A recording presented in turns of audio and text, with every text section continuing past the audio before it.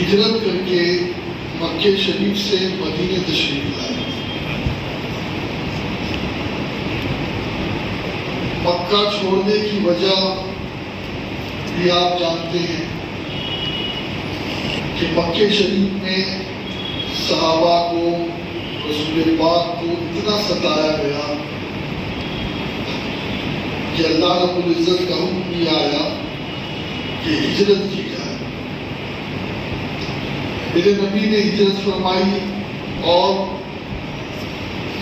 مدینہ شریف کو اپنا مسکن بنایا۔ 53 سال مکے میں رہنے کے بعد آقا مدینے تشریف لائے، لیکن مدینہ شریف میں آنے کے بعد بھی ان لوگوں کی چیرہ دستی نہیں رکی۔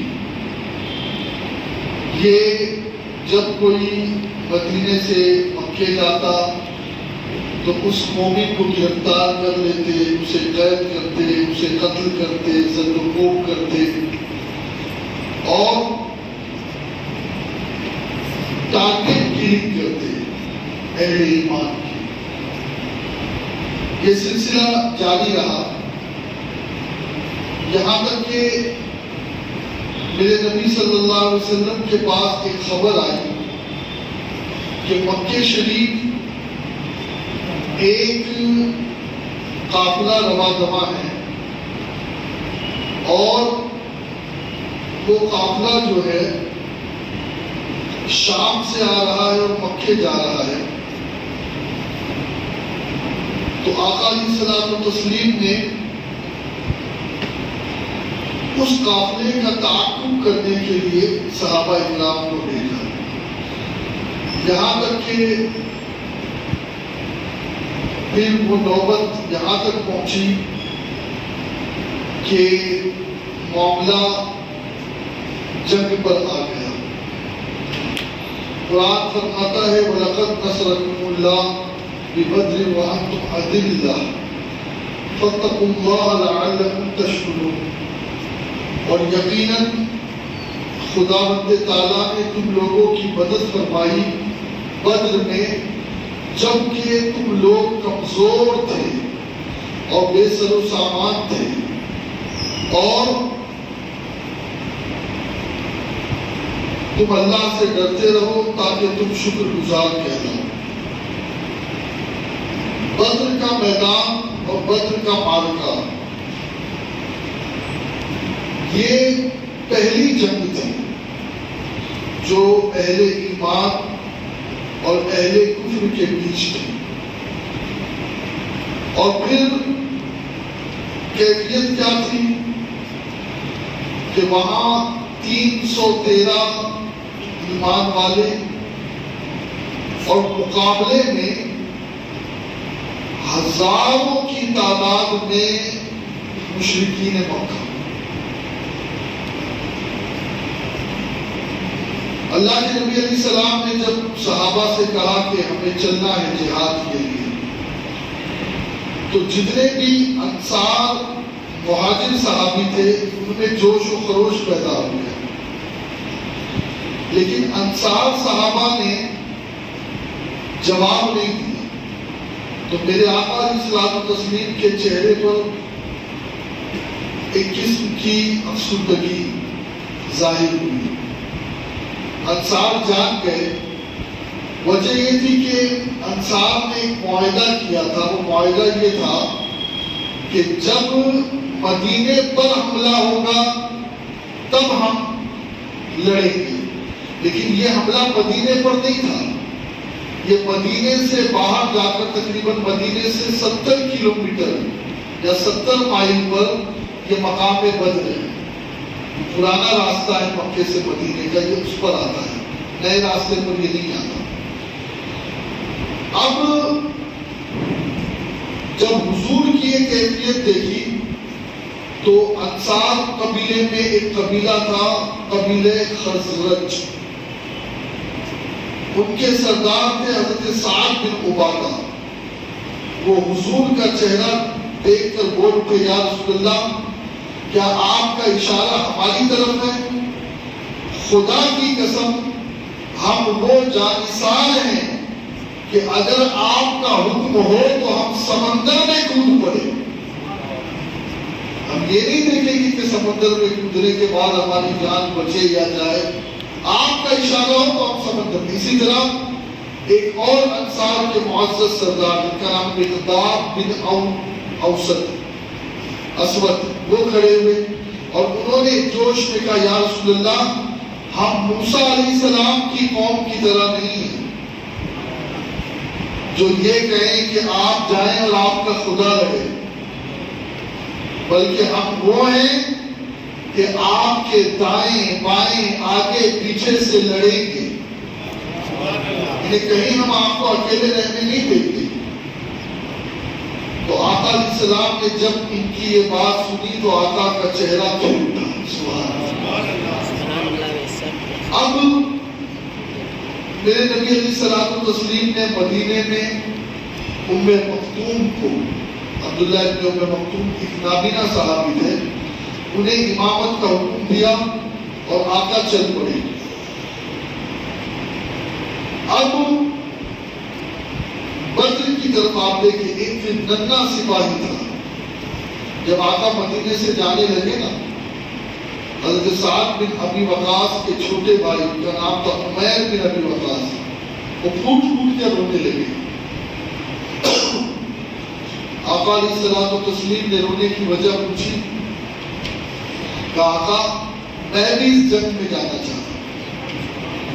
اب آقا کے اوپر اتنا اثر ہوا اس کے رونے کا کہ آقا نے اس بچے کو بھی، اس ننھے سپاہی کو بھی جنگ میں جانے کی اجازت دی. خیر اب یہ قافلہ پہنچا بدر شریف میں. مختصر کر کے عرض کر رہا تو بہت لمبی داستان ہے. اور میرے نبی علیہ الصلوۃ والتسلیم نے رات کے وقت دعا فرمائی، شب بیداری کی. آقا علیہ الصلوۃ والتسلیم بہت زیادہ فکر مند تھے. سن ہجری 2 ہے. فوج میں کچھ لوگوں کو آرام کی نیند آئی ہوگی، لیکن اللہ کے نبی علیہ السلام نہیں سوئے. اور ایک عجیب کیفیت تھی میرے آقا علیہ الصلوۃ والتسلیم کی کہ حضرت ابوبکر صدیق خود آ کر کہہ رہے تھے کہ یا رسول اللہ آپ کا رب آپ کے ساتھ خیر کا معاملہ فرمائے گا، آپ تسلی رکھیں. ایک وجہ یہ کہ سامنے جو لشکر تھا نا، اس کے پاس تیر تھے، نیزے تھے، بھالے تھے، گھوڑے تھے، اونٹ تھے، ساری چیزیں تھیں. اور مسلمانوں کا حال یہ تھا کہ چند گھوڑے، چند اونٹ، کئی ایسے صحابہ تھے جن کے پاس تلوار بھی نہیں تھی. آقا نے ان کے ہاتھوں میں لکڑیاں تھیں. آپ سمجھ رہے ہیں کہ کیفیت یہ تھی، کوئی برابر کی لڑائی نہیں تھی. بہت عجیب کیفیت تھی. اب اللہ تعالیٰ نے ایک طرف تو یہ فرمایا کہ پہلے وہ لوگ بہت خوش ہو رہے تھے کہ بھئی ہمیں جو زمین ملی ہے وہ بڑی اچھی زمین ہے، اس میں ریت ہے، اور مسلمانوں کو جو زمین ملی ہے وہ پتھریلی ہے. تو پہلے خوش ہو رہے تھے. پھر اللہ نے مدد فرمائی وَيُنَزِّلُ عَلَيْكُم مِّنَ السَّمَاءِ مَاءً لِيُطَهِّرَكُم بِهِ. اللہ فرماتا اور خدا نے آسمان سے پانی برسا دیا تاکہ وہ تم لوگوں کو پاک کر دے. اب اس پانی میں کیا کمال کیا کہ ان کی زمین تو کیچڑ والی ہو گئی، ان کے گھوڑوں اور اونٹ اور ان کے جانور، اور وہ خود اس زمین میں دھسنے لگے. اور مسلمانوں کی جو زمین تھی جو پتھریلی تھی اس کی گرد کھل گئی اور مزید زمین سخت ہو گئی. اللہ اکبر. اب یہ سب ایک مدد تھی. اللہ کے نبی علیہ السلام رات کو اٹھے چند جانثاروں کے ساتھ اور میدان کا جائزہ لینے کے لیے گئے. ابو داؤد شریف اور مسلم شریف دونوں میں ہیں. آقا علیہ السلام کے ہاتھ میں ایک چھڑی تھی. چھڑی آقا علیہ السلام لکیر بناتے، کہتے کل یہاں فلاں کافر مرے گا. دوسری لکیر کھینچتے کہا یہاں فلاں کافر مرے گا. تیسری لکیر کھینچتے کہا یہاں فلاں کافر مرے گا. اور دوستو اللہ اکبر، آقا علیہ السلام نے جن کا نام لیا، جنگ ختم ہونے کے بعد صحابہ بیان کرتے ہیں کہ جب ہم نے جا کر کے اس نشان کو چیک کیا تو نبی نے جس کا نام لے کر نشان لگا دیا تھا وہ وہی مرا ہوا پڑا تھا. وہ وہی مرا ہوا پڑا. ابھی آپ نے سورہ لقمان کی آیت میں سنا نا، کون کب مرے گا، میرے نبی نے کب مرے گا بھی بتا دیا اور کس جگہ مرے گا یہ بھی بتا دیا اور کس وقت مرے گا یہ بھی بتا دیا. اسی کو تو علم غیب کہتے ہیں. کہاں مرے گا ابو جہل و عتبہ و شیبہ، کہ جنگ بدر کا نقشہ حضور جانتے ہیں. یہ میرے نبی کا علم غیب ہے. اور دوستو یہ بڑی عجیب لڑائی تھی. ایک تو صحابہ روزے سے، اسی سال روزہ فرض ہوا، اسی سال. اور عجیب کیفیت تھی. صحابہ کے جو معاملات تھے وہ اتنے عجیب تھے کہ اب دیکھیے ایک صحابی ہے، ایک عشق کا واقعہ ہے اس لیے میں سنا رہا ہوں، جن کا نام ہے حضرت سواد انصاری. اب ان کا پیٹ تھوڑا بڑا تھا. اب آقا علیہ السلام صف کو درست کر رہے تھے، تو صف کو درست کرتے وقت آقا علیہ السلام کی چھڑی ان کے شکم پہ لگ گئی. اب جیسے ہی شکم پہ لگ گئی تو حضرت سواد نے کہا کہ استو یا سواد، آقا نے کہا استو یا سواد، یہ سب پہ سیدھا کھڑا ہوگا. حضرت سواد نے یا رسول اللہ آپ نے میرے شکم پر چھڑی ماری اور مجھے اس کا بدلہ لینا. اب صحابہ کو حیرت کہ ابھی تو جنگ ہونی ہے، آقا سب درست فرما رہے. دیکھے قوم کا امام وہ نہیں ہے جو صرف مسجدوں میں سب درست کر رہے ہیں. قوم کا امام وہ ہے جو میدان جنگ میں بھی صحابہ کی اور اپنے چاہنے والوں کی سب درست کر رہے ہیں. یہ میرے آقا ہے جو قوم کے امام ہے، جو مسجد نبوی میں بھی سب درست کرواتے تھے اور جنگ کے میدان میں بھی صحابہ کی سب درست کرواتے تھے. اب آقا نے جیسے ہی یہ سنا تو آقا نے اپنا پیراہن شریف اٹھا کر فرمایا اے سواد یہ میرا پیٹ حاضر ہے، بدلہ لے لے. یہ میرا پیٹ حاضر ہے، بدلہ لے لے جو میں نے چھڑی ماری. حضرت سواد دوڑ کر گئے اور آپ کے جو پیٹ ننگا تھا نا اس کو چوم لیا اور نہایت ہی والہانہ انداز سے گرم جوشی سے آپ کے جسم سے لپٹ گئے. آپ نے فرمایا سواد تو نے ایسا کیوں کیا؟ عرض کی یا رسول اللہ میں اس وقت جنگ کی صف میں اپنا سر ہتھیلی پہ رکھ کر کھڑا ہوں، شاید موت کا وقت آ گیا ہو. اس وقت میرے دل میں یہ تمنا جوش ماری کہ کاش میرا بدن حضور کے بدن سے مس ہو جائے، یعنی برکت حاصل کر لوں میں حضور کے جسم پاک سے. یہ سن کر حضور نے جذبہ محبت سے حضرت سواد کو خیر و برکت کی دعا عطا فرمائی. اور پھر حضرت سواد نے معذرت طلب کی، حضور میں معافی چاہتا ہوں، مجھے آپ سے کوئی بدلہ نہیں چاہیے تھا. اللہ اکبر. اور یہ ایک عاشقانہ معاملہ تھا اور بڑا عجیب وقت تھا، بڑا عجیب دور تھا. دو بچے تھے معاذ اور محمد، یہ دونوں گئے اور انہوں نے کہا کہ چچا، حضرت عبد الرحمن کہتے ہیں، انہوں نے کہا کہ اب چچا ہمیں یہ بتائیں کہ ابو جہل کا، ابو جہل کون ہے؟ اب بچے تھے، مدینے میں رہتے تھے، انصار کے تھے، وہ جانتے نہیں تھے. تو حضرت عبد الرحمن نے کہا کہ کوئی تمہیں کیا اس سے غرض؟ بھتیجے کہا کہ میں نے عہد کیا ہے کہ میں اسے ماروں گا، میں اسے ماروں گا۔ اللہ اکبر۔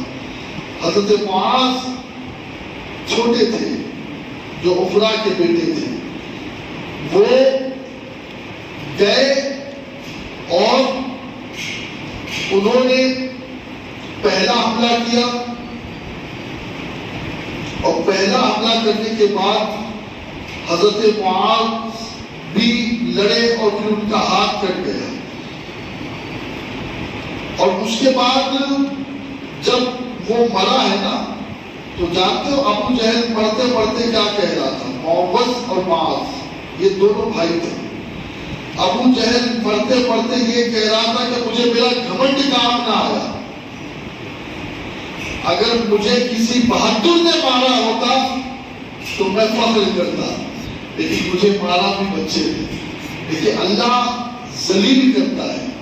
آپ دیکھیں نا، وہ فرعون نمرود جو اپنے آپ کو خدا ہونے کا دعویٰ کرتا تھا، اللہ نے ایک لنگڑے مچھر سے اس کو مارا، لنگڑے مچھر سے ناک میں گھس گیا وہ مچھر اور اس کا دماغ کھا کے اسے ختم کر دیا۔ تو یہ اللہ کی شان ہے کہ اللہ جسے چاہے جیسے ختم کرے اپنے دشمنوں کو۔ اور تقریباً 5000 کی فوج نازل ہوئی۔ اب بھائی صحابہ تو 313 ہے، 1000 جو ہے وہ کفار ہے۔ اب یہ پہلے 1000 پھر 3000 ان کے بعد 5000، تو یہ جو فوج نازل ہوئی بات یہ تھی کہ یہ تسلی کے لیے نازل ہوئی۔ ہاں، صحابہ کہتے ہیں کہ ہم اشارہ کرتے مارنے کا، اس سے پہلے گردن اڑ جاتی۔ کل 70 لوگ قتل ہوئے اور 70 کو ارسٹ کیا گیا، قید کیا گیا، اور ان 70 میں 35 کو دوسرے صحابہ نے مارا، فرشتوں نے مارا، اور 35 کو صرف مولا علی نے مارا۔ سبحان اللہ۔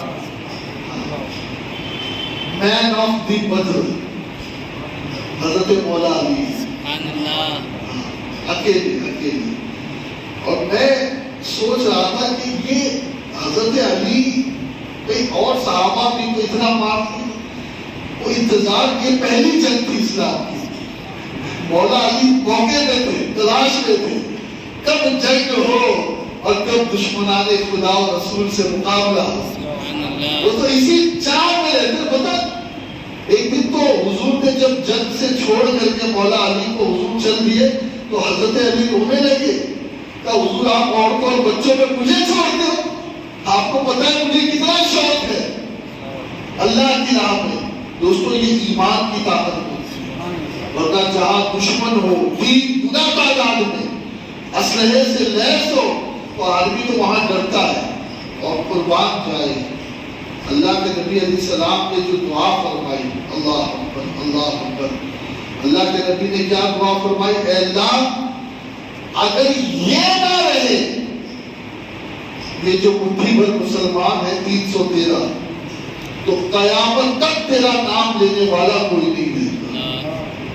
دوستو یہ دعا کوئی معمولی دعا نہیں ہے، یہ دعا بتا رہی ہے کہ حضور کا تعلق اپنے رب سے کیسا ہے، اور حضور کا مقام رب کی بارگاہ میں کیسا ہے۔ بھئی عجیب بات ہے نا، یہ ایک محبوب ہی محبوب سے کہہ سکتا ہے، اگر آج تو نے عزت نہیں بچائی، آج تو نے ہمیں فتح نہ دی، مولا اگر یہ نہ بچے، گویا حضور دیکھ رہے تھے کہ اصل ایمان اور اسلام چلانے والے یہی ہے۔ اور آج بھی دوستو کبھی بڑی مصیبت آ جائے نا، ان 313 بدری صحابہ کا نام لے کر کے ان کے وسیلے سے دعا کرو، اللہ بڑے سے بڑی مصیبتیں ٹال دے گا انشاءاللہ۔ اور 14 صحابہ اس جنگ میں شہید ہوئے۔ آج بھی آپ جب جائیں گے بدر شریف میں تو ان کے نام کی تختی لگی ہوئی ہے، میں برکت کے لیے ان کے نام پڑھ رہا ہوں۔ ان میں سے 6 تو مہاجر ہیں اور 8 انصار ہیں. مہاجر یعنی جو مکے سے آئے تھے مدینے، اور انصار وہ جو مدینہ شریف کے رہنے والے تھے. اب مہاجر جو ہے 6 ان کے نام سنیں. حضرت ابو عبیدہ بن الحارث، حضرت عمیر بن ابی وقاص، حضرت ذوالشمالین عمیر بن عبد. نمبر 4 حضرت عاقل بن ابی بکیر. نمبر 5 حضرت مہجع. نمبر 6 حضرت صفوان بن بیضہ. یہ 6 صحابہ رضوان اللہ علیہم اجمعین. پھر جو انصار کے تھے وہ کون کون سے تھے؟ انصار کے جو 8 تھے ان میں حضرت سعد بن خیثمہ، حضرت مبشر بن عبد المنذر، حضرت حارثہ بن سراقہ، حضرت معوذ بن عفراء، حضرت عمیر بن حمام، حضرت رافع بن معلہ، حضرت عوف بن عفرہ، حضرت یزید بن حارث رضی اللہ عنہ اجمعین. اللہ تعالیٰ ان کے درجات کو بلند فرمائے اور ان کی قبر پہ اللہ رحمت نازل فرمائے. حضرت عبیدہ بن حارث جب واپس ہونے لگے نا، زخمی تھے، تو صفرا کے مقام پہ آپ کا وصال ہوا اور آپ کو وہیں پر دفن کر دیا گیا. اور ایک عجیب بات جنگ بدر کی کہ آقا علیہ الصلوۃ والتسلیم نے حضرت عثمان غنی کو یہ کہا تھا کہ تم جنگ میں نہیں آؤ گے بلکہ تم اپنی بیوی کی خدمت کرو گے. جہاں ایک آدمی قیمتی ہے وہاں آقا نے حضرت عثمان کو منع کیا. حضرت عثمان کے نکاح میں حضور کی بیٹی تھی جن کا نام تھا حضرت رقیہ. یہ دوسرے نمبر کی بیٹی تھی، بڑی بیٹی زینب رقیہ. تو حضرت عثمان وہیں تھے اور جس دن اللہ نے فتح دی اسی دن حضرت رقیہ بنت رسول اللہ کا بھی وصال ہوا. حضرت رقیہ، اب آپ دیکھیں نا، حضور نے جب مال غنیمت تقسیم کیا نا تو مال غنیمت میں حضرت عثمان کا بھی حصہ رکھا. حضرت عثمان آئے نہیں، جنگ نہیں لڑی، ہے نا. نبی مختار کل ہیں، جس کو جو چاہے عطا کریں. اور قیدیوں کے ساتھ جو میرے آقا علیہ السلام نے سلوک کیا وہ ایک لمبی داستان ہے. حضور کے سگے چچا حضرت عباس وہ قید ہوئے. ہاں، اب آقا علیہ السلام نے ان سے کہا کہ فدیہ دو اور آزاد ہو جاؤ. اب انہوں نے کہا کہ میرے پاس تو کچھ ہے ہی نہیں، میرے پاس تو کچھ ہے ہی نہیں. آقا علیہ الصلوۃ والتسلیم نے فرمایا کہ وہ جو تم نے چچی ام الفضل کو دیا تھا اور کہا تھا کہ اگر میں اس لڑائی میں مارا جاؤں تو میرا اتنا مال میرے لڑکوں کو دے دینا. اللہ اکبر. اب جیسے یہ بات سنی حضرت عباس نے کہا خدا کی قسم جس نے آپ کو حق کے ساتھ بھیجا ہے، آپ اللہ کے رسول ہیں. آپ اللہ کے رسول ہیں. اور یہ بات یا تو مجھے پتا تھی یا میری بیوی کو پتا تھی، تیسری کسی کو نہیں پتا تھی. آقا آپ کو کس نے بتایا؟ آپ کو کس نے بتایا؟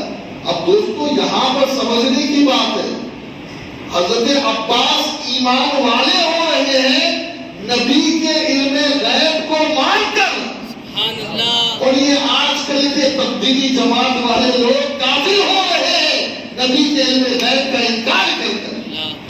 ہاں سمجھ رہے نا، وہ تو ایمان لا رہے علم غیب دیکھنے کے تو نبی کو نہیں پتا. واہ بھائی، تیرے مولوی کو سب کچھ پتا ہو گیا اور نبی کو کچھ نہیں پتا. ہاں، نبی کو کچھ نہیں پتا. اللہ تعالیٰ ایسے لوگوں سے بچا. اور آپ سے بھی کہتا ہوں دوستو، نماز کے چکر میں اپنے بچوں کو کسی کے بھی ساتھ مت بھیجو. دیکھو ان کا عقیدہ کیا ہے. کیا وہ بھی حضرت عباس کی طرح کہہ رہا ہے کہ یقیناً اللہ نے آپ کو علم غیب عطا کیا ہے؟ ہاں، اگر یہ عقیدہ ہے تو صحابہ کے عقیدے پر ہے. اور ایسے لوگوں کی صحبت دیا کرو اپنے بچوں کو. اللہ ہم سب کو عمل خیر کی توفیق عطا فرمائے، اور بدری صحابہ کے وسیلے سے اللہ پھر وہی دور آ گیا، پھر وہی وقت آ گیا، پھر وہی پوزیشن ہے، ہم کم ہیں اور سامنے والا زیادہ ہے۔